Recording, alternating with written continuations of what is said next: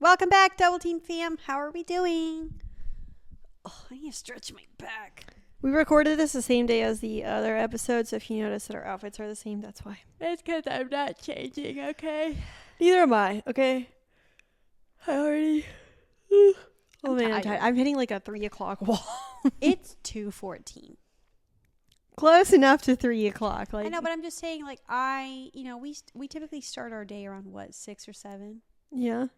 It's just, I got up at... by noon, I got up I'm at like the day's 6:20. gone. Yeah, I got And up the at 6:20. day hasn't even started. But yeah. If you can see, my wee-wee is like kind of in the frame. If you're watching on YouTube. If you're watching on YouTube, her little butt is in it. So I don't know if she's going to take over Tiesto's little position on my lap. But my wee-wee, if you would come closer, I would greatly appreciate that. She's like, no, I'm looking for an escape route. I give it 2 minutes before she's out of this little arm breast situation. But anyways, okay. Venus retrograde should be almost over. When does Venus retrograde start? Started March 1st. Goes through April 12th. So for today's episode, I've been doing a little research on ENM data for a project. That is all I will say. I wish I could tell you. Well, I mean, yeah, I don't know if I want to announce it yet. Anyways, well, you did announce the other thing, and we were teasing that for over a year. So now... Wait, I did? What? We were talking about it on the podcast, and then you just never With Molly?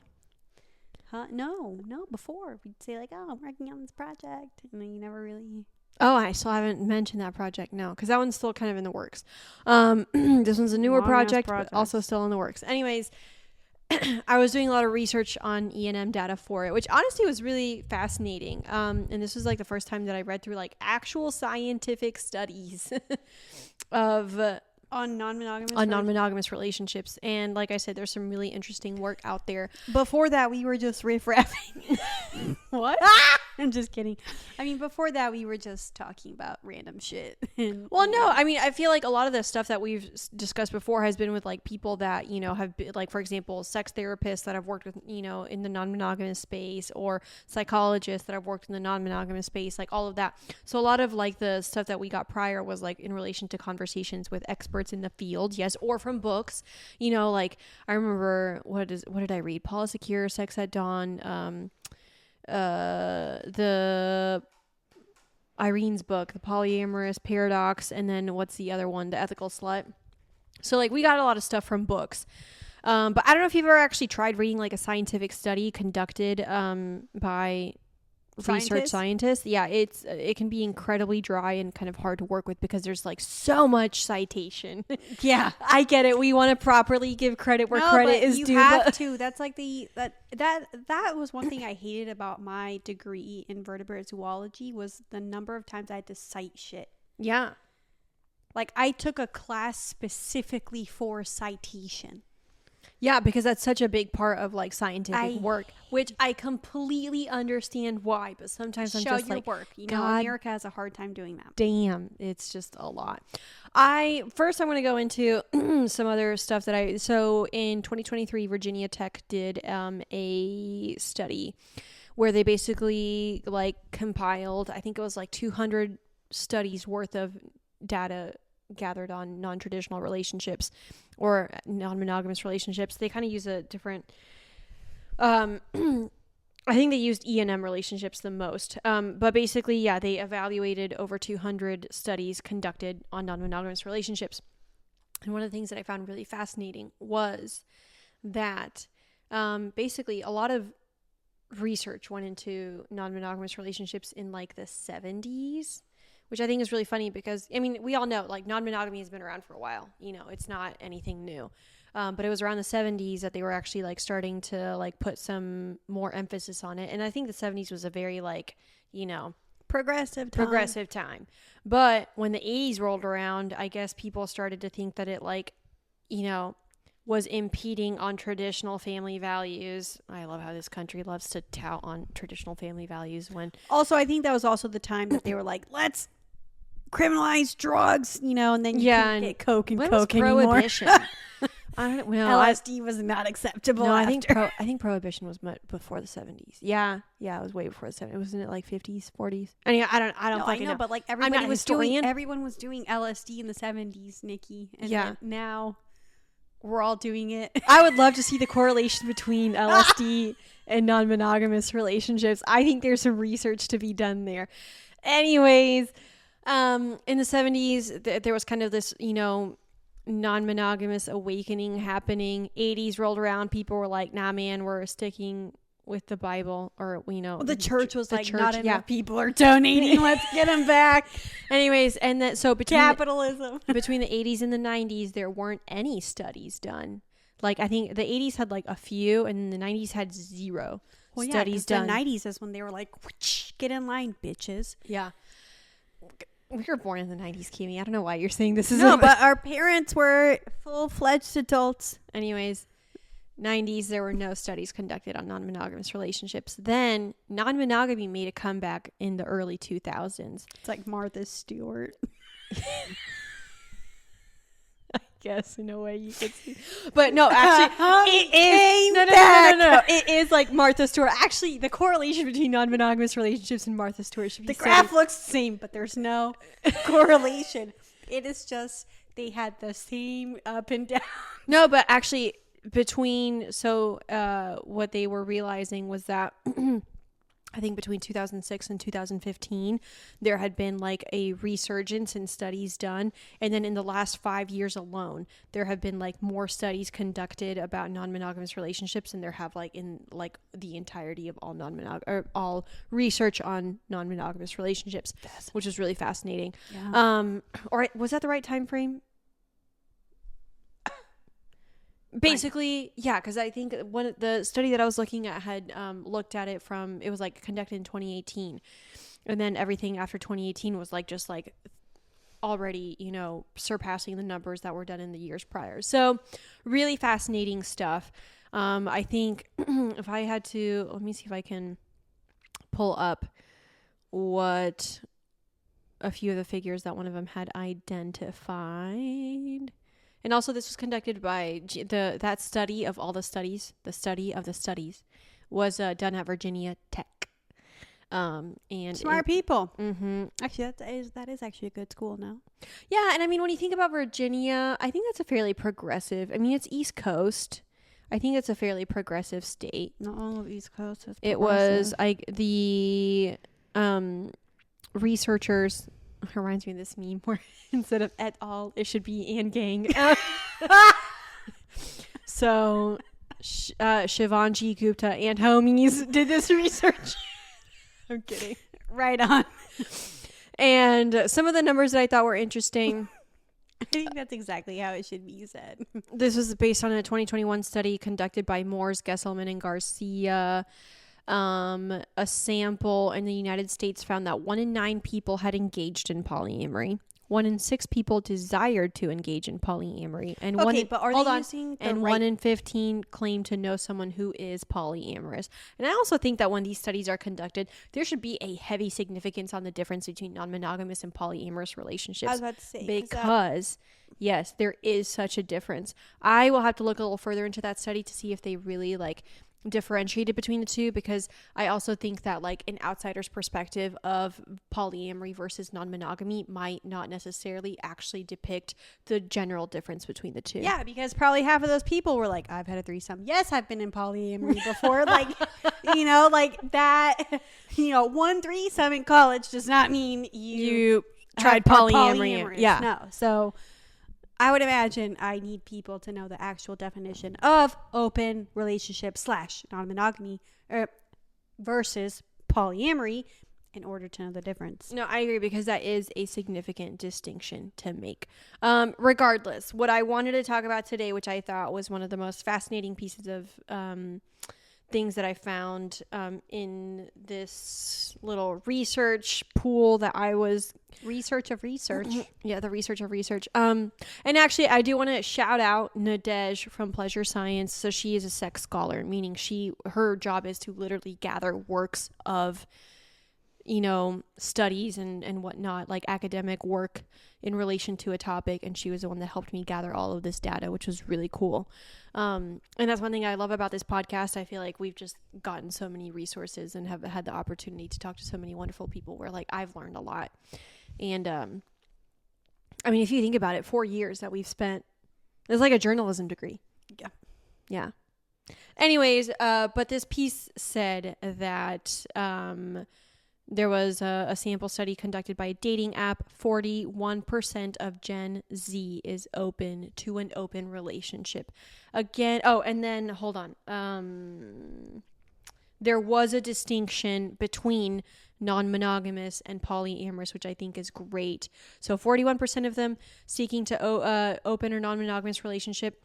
36% of that was open, 26% hierarchical polyamory, and then I guess the remainder was kind of scattered. So of that 41%, 36% open, 26% hierarchical polyamory, which I know the polyamorous community is probably seething at the fact that it's hierarchical polyamory that was mentioned and that was like specified, because I know that one can be a little controversial in the community. But I'm glad that they at least mentioned that of the hierarchy aspect of it. no, I agree. But I'm wondering, maybe they were like, okay, of a non-monogamous relationship, and this study doesn't say if they did that, but I'm wondering if they gave them the option like open, swinging, polyamorous, hierarchical polyamory, and maybe they correctly defined all of those. Yes, and that's another thing too. But what it made me realize is that, like, I think with the era that we are in now, the younger generations have so much more exposure to,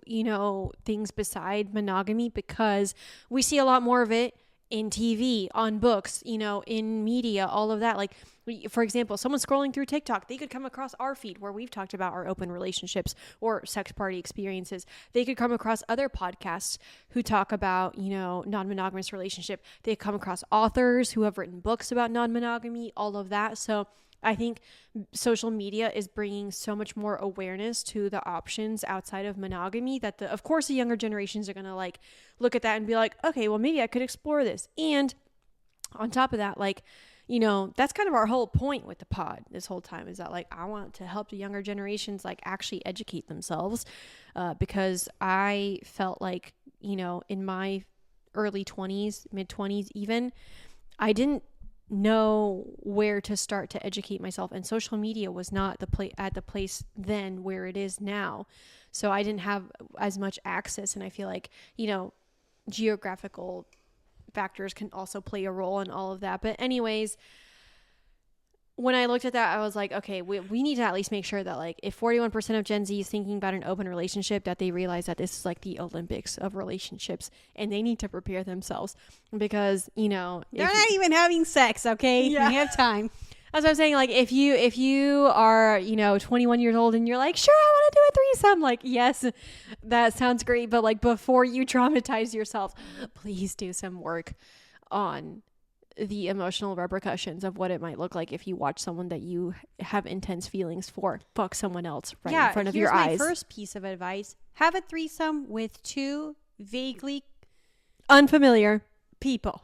Well, hold on. Before we get started with that, like this is what the episode, I was going to ask Cammie for her 3 pieces of advice for Gen Z, and then I was going to offer my 3 pieces of advice for Gen Z. In terms of exploring non-traditional relationships. Yes. Anything non-monogamous. So first one for you, go. First one for me is, if you are going to try, I think first of all, and I'm not going to try to go on a tangent here, but I think especially as a young person, you do not need to settle down in your teens, late teens, early 20s.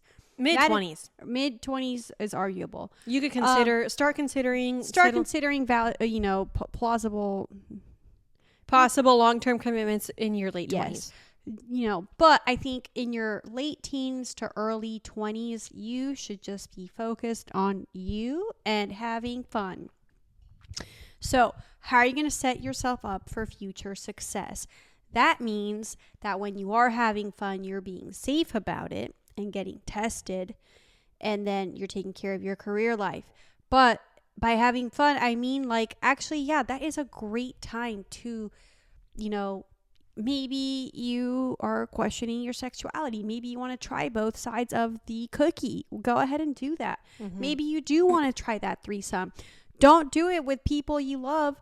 Have a threesome. I mean, obviously you want to do it with people that you trust, but either make sure that the relationship is not going to be hindered between the three of y'all because of said threesome, or make it with two of your like most fun casual friends that you have no attachments to. Exactly, that you have zero attachments to. Like if this is your deepest, closest, best friend, I would not suggest having a threesome with them, you know, like something like that. That would be my first piece of advice, is you do want some time to explore and to open yourself up to these opportunities. However, you do need to be safe about it, so you're setting your future self up for success. And making sure you're just not jumping into something too quick that you're emotionally invested into. Yeah, exactly. And if you feel that if you have unresolved issues in the sense that like you find yourself attaching yourself to your relationships in a very unhealthy way, that would be a great time to step back and be like, I don't need to be in a relationship right now. DTFAM, you guys know how much we love VIIA Hemp. And with a certain holiday coming up, they've got a massive sale going on. And on top of that, we've got a promo code for you. So go try their gummies. Go try some of their other products. I know they've got, it kind of depends on where you're shipping to, but regardless, they have drops. They have gummies. If you're looking to get in the mood, we recommend the High Love. I also really love the Zen. I really want to try the Revive. But yeah, if you're looking to celebrate, go ahead and head on over to viiahemp.co. Use code DTFAM and get you all that you need for the upcoming festivities. Enjoy. That was going to be my first piece of advice, is that if you're going to explore anything non-monogamous, especially if the whole message that you have received up to this point is to be monogamous, take some time to familiarize yourself with what that looks like. Listen to some podcasts, read some books. So don't just watch a few clips on social media of someone that's non-monogamous and like, that's it. Go do a little bit more research into the whole thing and decide for yourself, like, if you're emotionally ready for that kind of exploration. Because like for me, when I first started it, I didn't have a whole lot of exposure as to like what that might actually entail. And I don't think I even really started figuring it out until like 2.5 years in, is when I actually really started to like, reflect enough to the point where I kind of started to get a better grasp of it. But for the first like year, almost 2 years of it, like it was kind of a shit show because I had no idea what the fuck I was doing. It wasn't bad, but I think emotionally there were a lot of situations that I probably could have prepared myself for better. So try to do a little bit of preparation, a little bit of homework before you jump into it. Even with something as, innocent as a threesome. You may think like, oh, that's nothing. You're just like having fun with two people at the same time. Like it's not like that, okay? It's a lot more than you think. Like you're not going to be naked with two people. It could, if you're a dude and it's another dude, that might be your first experience with a man with his dick out in front of you in a sexual setting. Yeah. It's like, do you want to touch the other parts that are similar to yours, or do you not? You know, like, same with a woman. That might be the first time like you're in a sexual setting. I feel with like a, the with gays a probably female. have a much easier time. Yeah, the gays are like, wait, we did that when we were 12. A long time ago. Anyways, so like I said, try to do a little preparation. And might I add, if you're looking for like good podcasts, good books, all of that, we always recommend The Ethical Slut. I think we have many times on this podcast. Sex at Dawn, I think, is really great at like laying the foundation for thinking of sex outside of a monogamous mindset. I'm trying to think of some Double other... Team Podcast is great. Yeah, Double Team Podcast, might I add. I hear the hosts are great. They say too much, but for the most part, they're pretty cool. Multi-Amory is a great show. Shameless Sex is a great show. Man, there are so many podcasts out there. Like, I'm kind of drawing a blank because I know, and even with the books too, I'm drawing a little bit of a blank. But there was also a book. a woman wrote a memoir about opening up her marriage, and it's really well written. Her name is Molly something. If I can find it, I'm gonna tag it in the description. But that would be my first piece of advice: is try to do a little research and preparation, to just kind of get a feel for what that might look like before you just dive into an experience. What's your second piece of advice? My second piece of advice for Gen Zers that are interested in non-traditional relationships is to realize that what you think you're actually into is probably not what you're into. Or it could change. And it can change several times over. And I think that is another thing to get clear on is where are you fluid and where are you not? Don't sacrifice your values for the sake of exploration. If you really are just against something, then don't fight that, I would say. Mm-hmm. I also just, and with that, I think, there's so many different ways to try a non-traditional relationship that you can't just cater it to exactly how you want it to be. You just have to find another human or / other humans that are interested in these same things. So then you have to learn how to communicate all of this. And then another lesson that we always teach on this podcast is if you think you're communicating in non-monogamous relationships, you probably aren't enough. So you need to do it more. And so that's why I think, like I said, in this, you can also just try it and be like, oh, never mind, not for me. Or that specific relationship dynamic wasn't for you. You can try something else.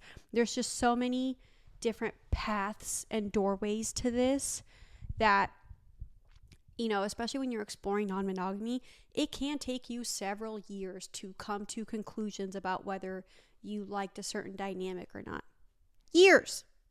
So that actually rolls in perfectly with my second piece of advice, because I was going to say, don't give it one shot and then based on that experience, decide entirely whether or not it is for you, or, whatever the thing is that you're pursuing. I think because first experiences and first introductions into non-monogamy can look so different, and at times, especially if they're with people who have no idea what they're doing, can look quite awkward and messy. I think it's something that give it 2 or 3 tries, in terms of say for example, you tried a threesome, hated it, thought it was the worst experience ever. Maybe just, before you really hang the hat on it, because I feel if you try something once and you're really disappointed by the results, a lot of us internalize that as shame.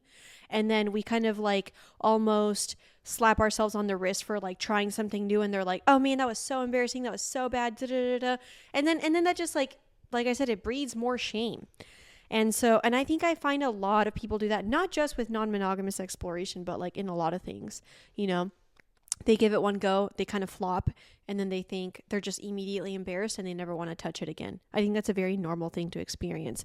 So, and I'm not saying that if you give it one shot and you don't want to ever try it again, you're wrong to do that. That's not it at all. But, like I said, if that first threesome experience was really bad, just maybe go to a play party, check it out, see what you think, have a foursome,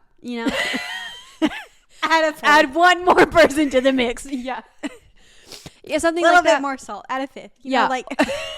Or I don't know, do something just to kind of see if you can at least end it on a better note. Or maybe it was the wrong people. Try it with different folks. Yeah, exactly. I guess that's what I'm saying is try not to leave the whole exploration or the whole experience on a negative note, because that can breed shame and negativity and bias, especially negative bias. When I look at my journey, for example, I was non-monogamous for 8 years of my life. I gave it more than a valiant effort. That was my entire adult life, out of my time on this earth. Your entire 20s, but go on.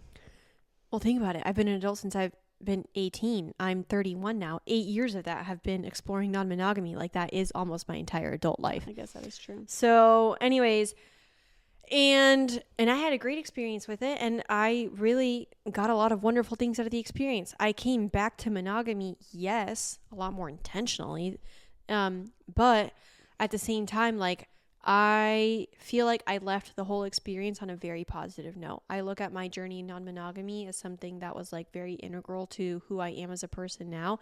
And I think like, you know, why I have such like all these great, you know, methods and tools to like go into a relationship because of it. And so you can go into it, give it one shot and be like, you know what, not for me. And that is fine. However, if you're really leaving it on a negative note, I challenge you to give one more effort to leave it on a positive note, because I don't want it to give you a sense of shame or negativity or bias. So that would be my piece of advice. For my third and final, make it good. I'm trying to keep it at 3 each because, like, I don't know, I don't want to overwhelm them. They have such short attention spans in the first place. I'm kidding. But make sure you try to use Gen Z lingo, like no cap. I don't even know what they do this day. Slay. Okay. Anyways. Facts, no printer. What? Stop. That's one thing that they use. That's enough. Okay. My third piece of advice is just like have fun and stop taking yourself so seriously. Like, you know, especially when you're exploring something new, like I think you just need to have that, you know, warrior spirit where you know, you're going to give it your best, but you're also just going to give yourself grace. I think the great thing is, like, especially if you are exploring non-traditional types of relationships, is you can meet some really cool people along the way, and that can really teach you how to build platonic intimacy in the sense of, like, you know, and this is why I say, like, don't take it so seriously. Like, if you're not in a place where, like, you're not wanting to, like, commit to something, or, you know, you're just exploring, like, oh fuck, my train just derailed. But basically I was trying to say is, you know, make sure you communicate that in these new relationships and dynamics that you're going into. And then, but also then you can start the basis of that relationship with just like really close friends. And then if you do take it further, cool. If not, you know, then you can still have that foundation, which I think, like, especially, you know, with Niki and I, we've been really blessed in the sense that, like, the community that we found were people that we built like really great friendships with first.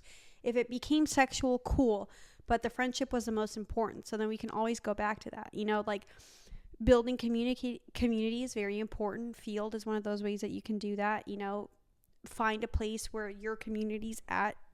Typically non-monogamous people are on Field, which is very helpful. Literally all the play parties we went to, everyone found each other on Field. Yeah, but it's a great app because I do think that, you know, yes, monogamous people are on there as well, but I really do think the open-minded people that are looking for things outside of monogamy tend to really find themselves on Field, and it's a great platform for everyone's going to communicate what they're very clearly, like what they're looking for, which I think is another strength of that app. So, you know, if you're trying to find that and get specific, also just go look through people's profiles and see what they're specific on, and that could help you. The basis of those relationships should always be like really close friendship, because that's what you're going to be able to... Or connection, yes, without the expectation of like romance or sex, because that's what's really going to help your non-traditional relationships blossom.